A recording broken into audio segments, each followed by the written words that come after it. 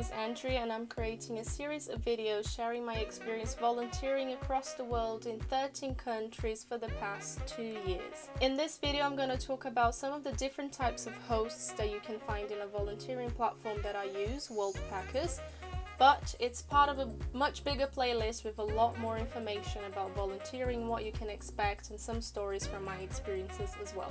So talking about the types of hosts that you can find in the platform, I think I can only speak for Worldpackers, which is the platform that I used in the past 2 years, and they focus mostly on hospitality businesses. So a lot of the positions are going to be in hostels or hotels, guest houses, B&Bs, even Airbnbs. I also volunteered in an eco hostel, which was like a glamping hostel in a forest in Estonia. So you will find a lot of different things within the hospitality business. If you're looking to get a bit closer to nature, there's also a few experiences in farms, especially self-sustainable farms and permaculture projects, and even equestrian centers. I just came back from volunteering at an equestrian center, which was a farm where a family lived in rural England. And you can even volunteer in camping sites as well. There's also a number of social projects and arts projects in the platform where you can volunteer with children, you can volunteer with teenagers and youth, refugees, and for the more Zen people you can volunteer in holistic centers like yoga centers or like Buddhist centers, and then you might even get free yoga and meditation lessons there as well.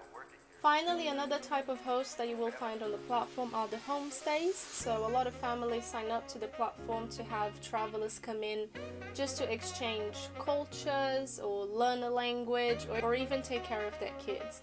This type of experience is really nice if you want to really get immersed in the culture of that country and live the routine of a family. In terms of skills that you can contribute with and also learn during your experience, volunteering can be really useful to gain hospitality experience. So a lot of the positions will give you even like basic skills like just helping out at reception, housekeeping and cleaning, to more elaborate things like booking systems, managing reservations, dealing with problems. So it's really helpful if you have some hospitality skills, or if you don't have them and you want to acquire them, volunteering is really good for that as well. But you can also contribute with more technical skills or learn these skills like social media management. So hostels or even a holistic center might be looking for a volunteer to help them with creating content for social media.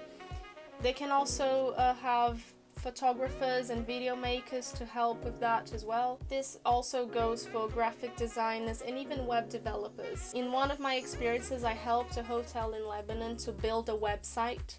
And I had basic web development skills. I was just learning and I wanted to build some portfolio.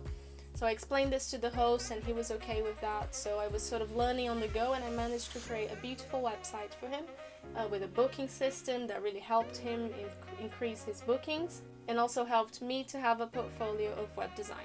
If you have a green thumb or you want to develop one, there's also plenty of experiences to do with gardening.